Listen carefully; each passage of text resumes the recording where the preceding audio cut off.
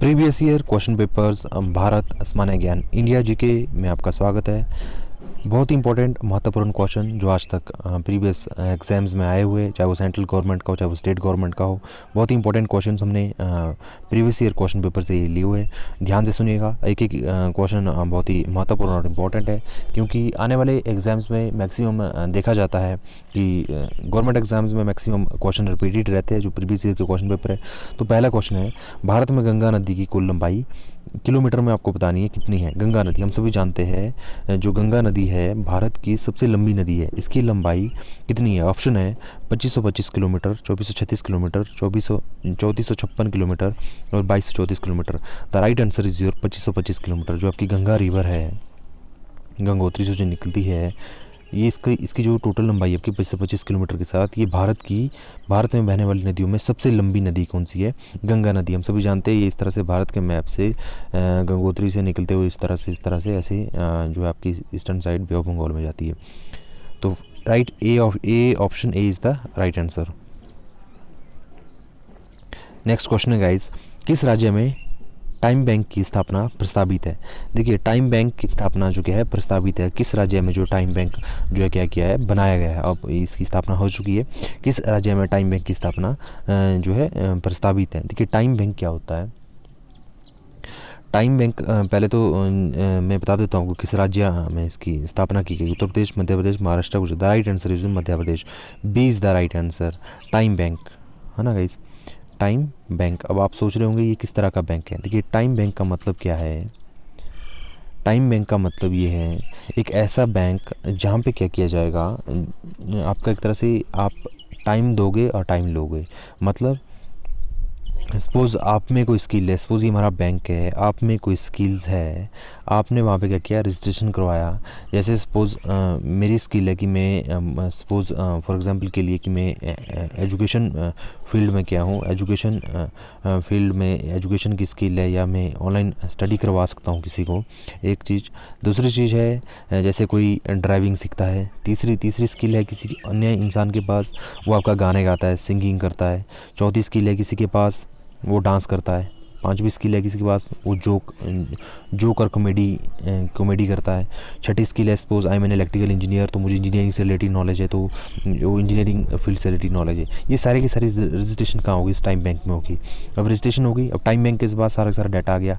कोई इंजीनियर आ गए, कोई सिंगिंग वाले, कोई डांसिंग वाले, कोई जोक वाले, कोई ड्राइविंग वाले।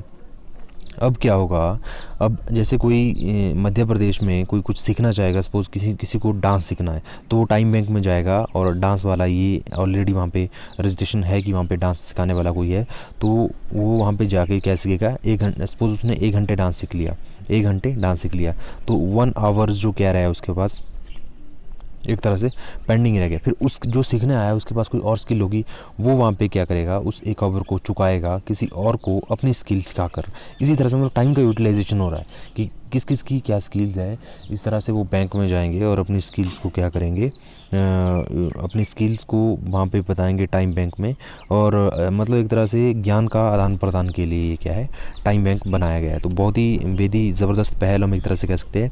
ये आपका मध्य प्रदेश का जो happiness department of Madhya Pradesh है, उन्होंने इसकी जो शुरुआत की टाइम बैंक की। और जैसे मैं सपोज़ मैं इंजीनियर हूँ, इलेक्ट्रिकल इंजीनियर का मेरे को नॉलेज है, मेरे को ड्राइविंग सीखनी थी, तो मैं वहाँ पे टाइम बैंक में चला गया, मैंने 1 घंटे ड्राइविंग सीखी। तो मेरे को क्या करना पड़ेगा, अब इस 1 घंटा एक तरह से मेरे पे क्या रह गया, एक तरह से कर्ज रह गया। तो मैं बैंक में जाऊंगा, फिर किसी और को इंजीनियरिंग सीखनी होगी, तो 1 घंटे इंजीनियरिंग सीखाऊंगा, फिर मैं न्यूट्रल हो गया, है ना। और जैसे सपोज़ कोई और वहाँ पे सीखने आ रहा है ना, मैंने 2 घंटे उसको इंजीनियरिंग से रिलेटेड पढ़ाया, तो मेरे पास 2 घंटे का क्या रह गया, वहाँ पे क्रेडिट रह गया। मतलब एक तरह से 2 घंटे की सेविंग होगी। अब फ्यूचर में मैं 2 घंटे वहाँ पे कुछ भी सीख सकता हूँ। इस तरह से ये बैंक जो क्या करता है, काम करता है। ये मध्य प्रदेश में खोला गया, भारत का पहला। बहुत ही महत्वपूर्ण और वेरी इंपॉर्टेंट। नेक्स्ट क्वेश्चन है हमारे पास, ग्लोबल लिवेबिलिटी इंडेक्स की दृष्टि से किस शहर को रहने के लिए सबसे उपयुक्त माना गया है? देखिए, लाइवलीहुड के लिए जो सबसे बेहतरीन और हर एक चीज़ें इसमें देखी जाती है, जैसे आपका सिक्योरिटी पॉइंट ऑफ व्यू से, आपका लिविंग क्लाइमेट, उसके बाद फैसिलिटीज़, ट्रांसपोर्टेशन, सिक्योरिटी, सबसे बड़ी बात, ठीक है। तो द राइट आंसर इसका है the best city in the world for livelihood, that is you Vienna. जितनी भी आपकी ये स्कैंडिनेवियन और नॉर्डिक कंट्रीज़ है, हैप्पीनेस इंडेक्स में देखो या फिर आपके लिविंग में देखो या बेस्ट एनवायरमेंटल क्लाइमेट के तौर पे देखें तो ये हमेशा टॉप रहती है। Bina is the best living city. Next question है, स्वतंत्रता आंदोलन के दौरान रविंद्रनाथ टैगोर ने नाइटहुड की उपाधि किस घटना के विरोध में वापस कर दी थी? ऑप्शन है हमारे पास जलियांवाला बाग हत्याकांड, चोरा चोरी, फूट डालो, शासन करो या प्रथम विश्व युद्ध। देखिए, हम सभी जानते हैं जब हमारे पास जो रॉल्ट एक्ट के विरोध में जलियांवाला बाग में जो सभा चल रही थी, उसके बाद जो जनरल डायर ने जो वहाँ पे गोली चलाने का आदेश दिए थे, तो वहाँ पे भी बहुत सारे जो लोग मारे गए थे। तो उस घटना को हताहत होकर जो रविंद्रनाथ टैगोर ने नाइटहुड की उपाधि वापस दी थी, वो थी आपकी जलियांवाला बाग हत्याकांड। Option A is the right answer. और ये जलियांवाला बाग हत्याकांड जो क्या हुआ था आपका, कब हुआ था? देखिए, जलियांवाला बाग आपका हुआ था 13 अप्रैल 1919 को हुआ था। Okay guys. और उसका चोरा चोरी की घटना कब हुई थी? ये हुई थी आपकी 4 फरवरी 1922। सहयोग आंदोलन के दौरान जो प्रदर्शनकारी भड़क उठे थे, उन 22 पुलिस कर्मचारियों को जिंदा जला दिया था पुलिस स्टेशन में। फूट डालो शासन करो की नीति हम सभी जानते हैं, ये 1857 के बाद अंग्रेज़ों ने जो है ज़्यादा हिंदू मुस्लिम के बीच में फूट डालनी शुरू की थी 1857 की क्रांति के बाद। प्रथम विश्व युद्ध हम सभी जानते हैं 1914 से 1939 में जो क्या हुआ था। तो इसका जो राइट आंसर है जलियांवाला बाग हत्याकांड, ए is the right option. Next question है, लॉर्ड रिपन ने हंटर योग का गठन किस लिए किया था? बहुत ही इंपॉर्टेंट क्वेश्चन। जो लॉर्ड रिपन ने हंटर योग का जो गठन किस चीज़ के लिए किया था? देखिए, हंटर योग की स्थापना जो क्या की थी 1882 में की थी। और जो इसकी जो अध्यक्ष बनाया गया था लॉर्ड रिपन के द्वारा, वो बनाया गया था William Wilson, WW Hunter, William Wilson Hunter को इसका अध्यक्ष बनाया गया था। और जो इसका जो मुख्य जो कारण था भारत में शिक्षा सुधार के लिए, जैसे आपकी प्राथमिक शिक्षा स्थानीय भाषा में होनी चाहिए, स्कूलों में अच्छा इंफ्रास्ट्रक्चर होना चाहिए, अच्छी फैकल्टी होनी चाहिए और शिक्षा में गुणवत्ता अच्छी होनी चाहिए। दूसरा, इसमें जो बच्चे आर्थिक आधार पे कमज़ोर है उनसे कम फीस वसूली जानी चाहिए। इस तरह के काफ़ी जो है इसमें नॉर्म्स थे शिक्षा के सुदृढ़ीकरण और बेहतर के लिए। ये हंटर कमीशन जो बनाया गया था विलियम विल्सन हंटर 1882, जिसके अध्यक्ष थे लॉर्ड रिपन की अगुवाई में। तो B is the right option. अगला क्वेश्चन है, नेताजी सुभाष चंद्र बोस ने अंतरिम सरकार की स्थापना कब की थी? जो नेताजी सुभाष चंद्र बोस है उन्होंने अंतरिम सरकार की स्थापना कब की थी? ऑप्शन है 1942, 1943, 1944, 1965। The right answer is your 1943। कब की थी? 21 अक्टूबर 1943 को सिंगापुर में। 21 अक्टूबर 1943 को सिंगापुर में क्या किया था? नेताजी सुभाष चंद्र बोस ने, उस सरकार का जो नाम था आपका अर्जी हुकूमत ए हिंद अंतरिम सरकार जो है, इस सरकार का नाम था 1943 में, जिसके प्रधानमंत्री, रक्षा मंत्री और विदेश मंत्री स्वयं नेताजी सुभाष चंद्र बोस थे, प्रधानमंत्री इस सरकार के। और साथ में इस सरकार जब ये बनी थी तो इन्होंने धुरी जो है शक्तियाँ हैं उसका समर्थन किया था। हम सभी जानते हैं जो सेकेंड वर्ल्ड वार हुआ था उसमें धुरी राष्ट्रों का इन्होंने समर्थन किया, जापान, जर्मनी, इटली का इन्होंने समर्थन किया।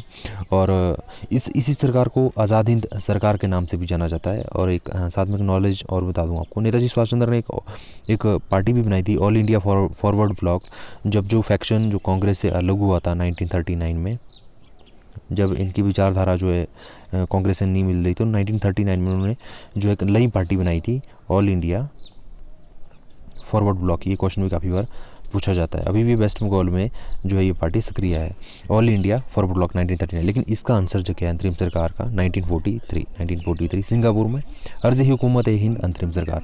लेकिन थोड़ा आपने कन्फ्यूज़न मत होना, एक और अंतरिम सरकार जो आपके 1946 से 1947 के बीच में, 1947 भारत की जो है स्वतंत्रता से पहले एक और अंतरिम सरकार बनी थी 1946 से लेकर 1947 तक।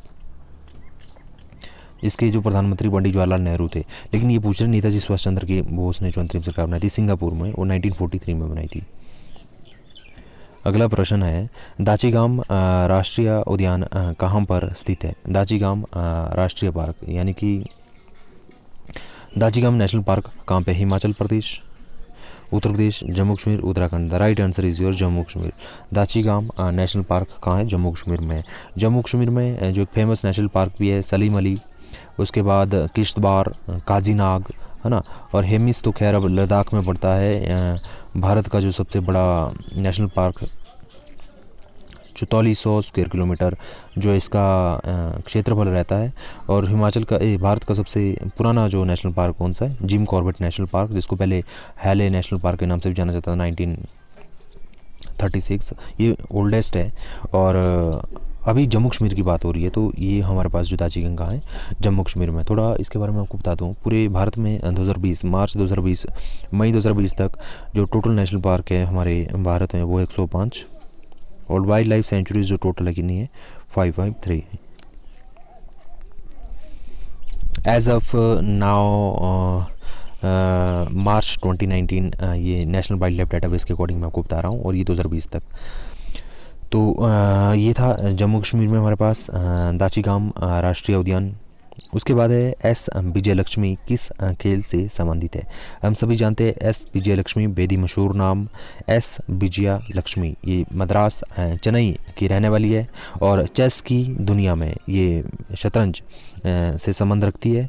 और साथ में ये भारत की पहली महिला ग्रैंड मास्टर 2000 में बनी, और 2001 में इन्हें अर्जुन पुरस्कार से सम्मानित किया गया। और ध्यान से सुनिएगा, एस विजयलक्ष्मी भारत की पहली महिला ग्रैंड मास्टर। ठीक है गाइज, तो एस विजयलक्ष्मी जो कह रही है आपकी ये किस खेल से संबंधित है आपकी? ये है हमारे शतरंज से। और काफ़ी इन्होंने खिताब जीते हो, जैसे जो आपका रहता है जैसे आपका वर्ल्ड चेस चैम्पियनशिप है ना, फेडरेशन इंटरनेशनल जो चेस चैम्पियनशिप, काफ़ी बार उसकी खिताब इन्होंने जीते। भारत में प्रतिवर्ष हाथी महोत्सव कहाँ मनाया जाता है? जो हाथियों का मेला है भारत में कहाँ मनाया जाता है? जयपुर, अहमदाबाद, रांची और फरीदाबाद। हाथियों का मेला जो है भारतवर्ष में कहाँ मनाया जाता है? जयपुर, राजस्थान में। Option A is the right answer. Next question है दादा साहिब फाल्के पुरस्कार की शुरुआत कब हुई थी? दादा साहिब फाल्के पुरस्कार की शुरुआत कब हुई थी? देखिए, दादा साहिब फाल्के पुरस्कार की जो शुरुआत से पहले थोड़ा मैं आपको बता दूँ, दादा साहिब फाल्के कौन थे। ये दादा साहिब फाल्के जो है इन्हें भारतीय सिनेमा का पितामह या हम कहें फादर ऑफ इंडियन सिनेमा के नाम से भी जाना जाता है। ये एक फिल्म निर्देशक, निर्माता और पटकथा लेखक यानी कि डायरेक्टर, प्रोड्यूसर दादा साहिब फाल्के थे, बेहद मशहूर। और भारतीय सिनेमा के इनको पितामह या फादर ऑफ इंडियन सिनेमा कहा जाता है। क्यों? क्योंकि इन्होंने 1913 में जो भारत की पहली फिल्म राजा हरिश्चंद्र, अयोध्या के सूर्यवंशी राजा हरिश्चंद्र, उन पर एक मूवी बनाई थी 1913 में, राजा हरिश्चंद्र, जो कि मुख्य मूवी थी, यानी कि साइलेंट मूवी थी, भारत की पहली मुख्य मूवी। उसको इन्होंने जो क्या किया था, डायरेक्ट किया था, उसके डायरेक्टर थे। और साथ में बेहद मशहूर फिल्में इन्होंने बनाई, जैसे श्री कृष्ण जन्म, लंका दहन, हनुमान जन्म, परशुराम, बहुत ढेर सारी मूवियाँ हम एक तरह से कहे कि 100 के आसपास इनकी मूवीज़ इन्होंने डायरेक्ट की, निर्माता रहे, पटकथा लेखक रहे। तो दादा साहेब फाल्के पुरस्कार तो भारतीय सिनेमा का जो सबसे हाईएस्ट, सबसे ऊंचा, हम एक तरह से कहे हाईएस्ट जो award in the field of Indian cinema जो क्या है, दादा साहेब फाल्के है। अगर मैं बात करूं हॉलीवुड की, तो उसमें हम सभी जानते हैं जो एकेडमी अवार्ड, जिसका नया नाम है ऑस्कर। तो अभी हम बॉलीवुड की बात करें तो दादा साहेब फाल्के जो 1969 से इसकी क्या हुई, शुरुआत हुई। और इनका जन्म 1870 में त्रियम्बकम बॉम्बे प्रेसिडेंसी में इनका जन्म हुआ 1870 के आसपास, 1870 में। और राजा हरिश्चंद्र इसकी पहली मूवी थी। और थोड़ा सा मैं आपको बता दूं, भारतीय सिनेमा की भारत की पहली जो मूवी थी, फिल्म थी, वो मुख्य फिल्म राजा हरिश्चंद्र थी। मुख्य मतलब साइलेंट मूवी। और 1931, याद रखने का तरीका बता रहा हूँ मैं आपको, लास्ट के डिजिट को उल्टा कीजिए। और 1931 में ही टॉकी मूवी यानी कि साउंड मूवी आलम आरा, जिसको डायरेक्ट किया था ए ईरानी ने, आलम आरा, मैं फिर कह रहा हूँ 1931 में भारत की पहली सोबाक। एक मूवी होती है सोबाक मूवी, एक होती है मुक मूवी। मुक मूवी मतलब साइलेंट मूवी, और सोबाक मतलब जिस आवाज़ के साथ मूवी, मतलब जिसमें साउंड हो। तो भारत की पहली सोबाक मूवी कौन सी है? आलम आरा 1931। और भारत की पहली मुक मूवी कौन सी है? राजा हरिश्चंद्र 1913। इस चीज़ को आपने याद रखना। तो अभी का राइट आंसर क्या है? बी। अगला क्वेश्चन है, संस्कृत वर्णमाला में कितने अक्षर है? जो संस्कृत वर्णमाला है आपकी, उसमें आपके क्या है, कितने अक्षर है संस्कृत वर्णमाला में? देखिए संस्कृत वर्णमाला में जो ऑप्शंस है, एक ऑप्शंस यहाँ पे और होना चाहिए था, नन ऑफ दीज, क्योंकि हम सभी जानते हैं संस्कृत वर्णमाला में जो कितने होते हैं 54, और हिंदी में कितने होते हैं 52। अगला क्वेश्चन है, बगदाद किस नदी के किनारे बसा हुआ है? बगदाद किस नदी के किनारे बसा हुआ है? ऑप्शन है टाइग्रस, पोटोमैक, सेन और थेमस। बगदाद हम सभी जानते हैं टाइग्रस नदी के तट पर बसा हुआ है। और लंदन थेमस नदी के किनारे में कौन सा बसा है? लंदन। और पोटोमैक के किनारे कौन सा बसा हुआ? Washington DC. और सेन नदी के किनारे कौन सा बसा हुआ है? Paris, Paris France. तो गाइज़ ये था हमारे पास previous year question paper set 1, और बहुत ही महत्वपूर्ण इसी तरह की सेट 2 हम जल्द आपके बीच में लेकर आएंगे। इडनोरा वर्ल्ड को सब्सक्राइब कीजिए, चैनल को हाँ सब्सक्राइब कीजिए, वीडियो को ज़्यादा शेयर कीजिए, लाइक कीजिए। आप सबका हमारे साथ बने रहने के लिए बहुत बहुत धन्यवाद।